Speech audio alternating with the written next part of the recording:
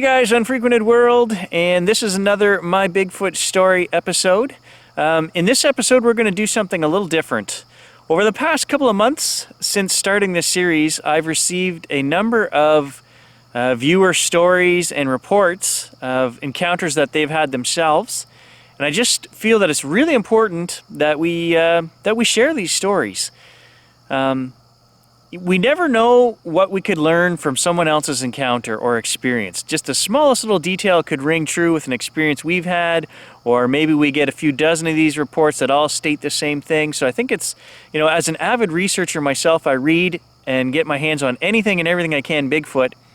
So I think that these stories that are coming in need to be shared. So what I'm going to do this week is I've contacted the person who sent me the last story. They were fine with me sharing it. And I'm just going to go ahead and read that account to you guys. It really rang a bell with me in terms of my own experience, which was the screaming entity in the woods, which got me into this whole project of My Bigfoot Story. My incident was 20-some years ago, and this fella's experience was very similar to my own. So I also want to encourage you guys, if you have a story or an encounter or something that you would love me to share on the channel, something that just needs to get out there, by all means send it to me, message the channel, email me, whatever, guys. I'm sure there are a lot of people who watch the channel that want these stories, the truth, real things, real encounters that have happened. And by all means, share them with me and I will share them on the channel. So without further ado, here's our first My Bigfoot Story viewer encounter. Gary, I just recently discovered your channel and have started working my way through your Bigfoot videos. Hearing your story about the howl has encouraged me to share with you my own Bigfoot story. I am a few years older than you, I believe, 51 in a few weeks. What happened to me happened in 1989 in Pennsylvania. I had been hiking the Blackfoot Trail, our third time on the trail, near Slate Run, Pennsylvania with a couple of buddies from my hometown. It was early in the year, spring break for them from college. I had just recently gotten out of the Army and hadn't yet started my freshman year. We were on the ridge overlooking the village of Slate Run, PA, about halfway up the hill. We had driven all morning and a good part of the day from our houses in Ohio to the trailhead, so it was early afternoon before we parked my buddy's old Ford Fairmont wagon and set out with the enthusiasm and blissful ignorance of young men in their early 20s. Our enthusiasm quickly dimmed, though, when we discovered that the cable bridge that crossed the little creek, Slate Run, between the trailhead and the small mountain up the trail, had washed out since our last visit, and now the snow melt had swollen the little creek to a rushing little river of icy water. After assessing our situation for a few minutes, we repacked our gear to make sure everything was as waterproof as we could make it, took off our socks and boots, and we waded through the thigh-deep water, bracing ourselves on the downstream side with our hiking sticks so as not to be swept away in the strong current. Luckily, the crossing went well, and after a short break to get dry footwear back on, we continued up the trail. The sun was hanging low in the sky by the time we had climbed the switchbacks up to the halfway point on the hill. It had been a long day, and we were pretty tired by then, so we decided to take advantage of the first decent campsite we came to. We made camp. I cleared a spot and set up the tent, while my buddies started collecting firewood. Before long, we had a really nice pile of dry wood, mostly winter blowdown, I think.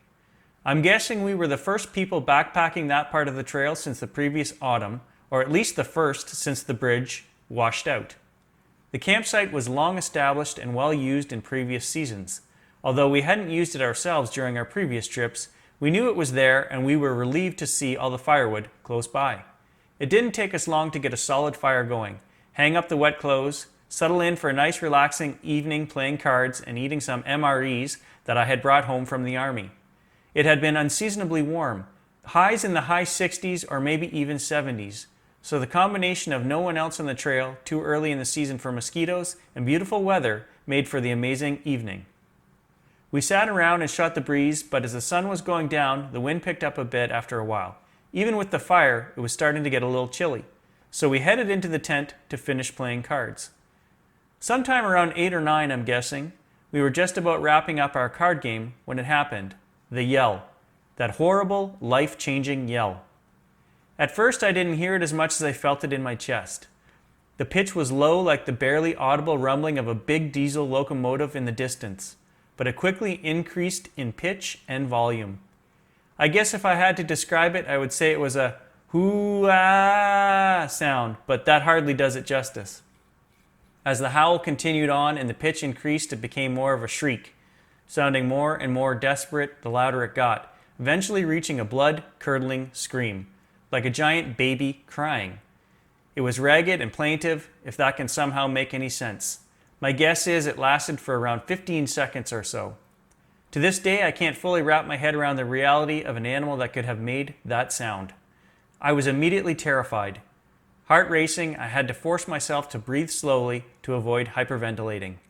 All these years later, I remember that probably the most clearly, the forced, slow breathing and my heart rate.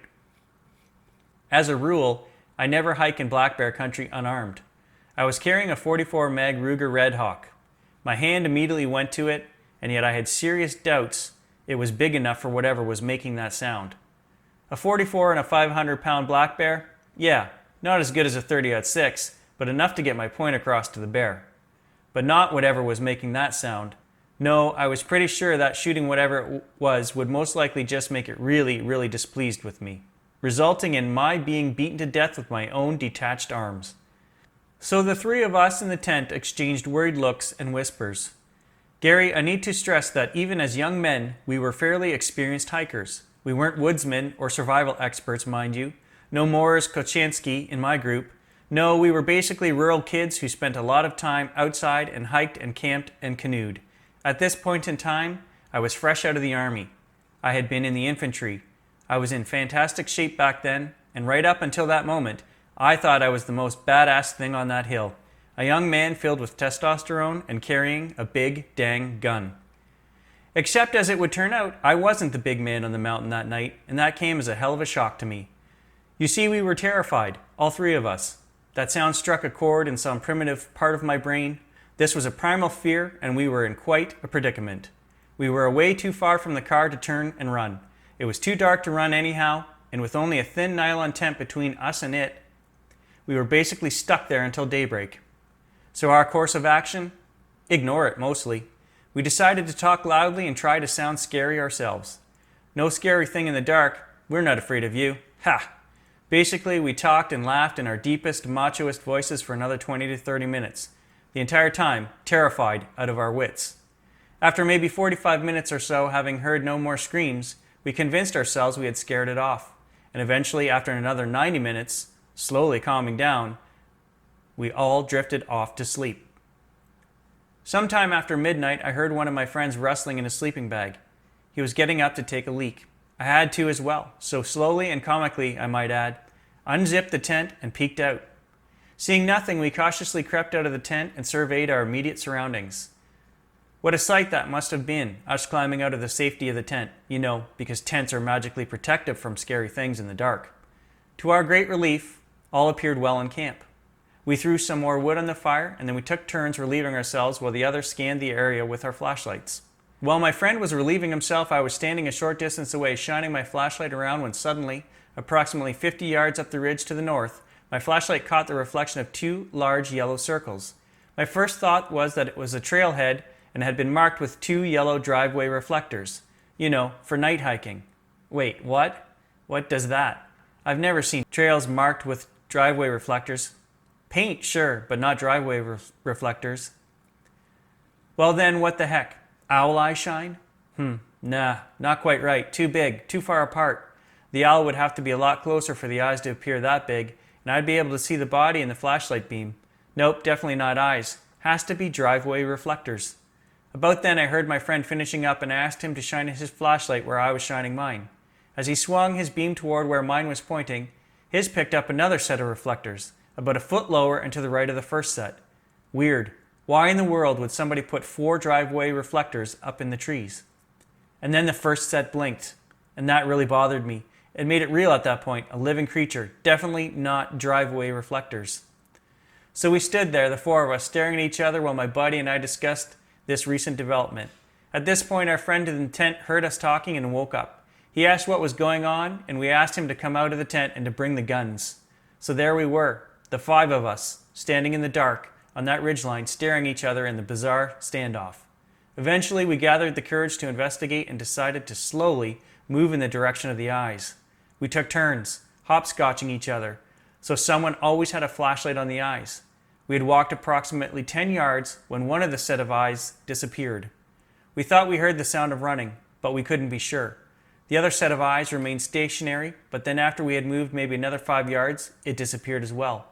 The three of us stopped, skinned, and briefly picked up eye shine further out, maybe 60 or 80 yards north-northwest, as if it was going to move down the west side of the ridge towards the creek. We continued on and walked to the spot we estimated the eyes were when we first spotted them and looked for footprints. None. Or scratches on the tree. None. The ground was covered in thick, spongy moss. We could find no prints. We weren't making prints either.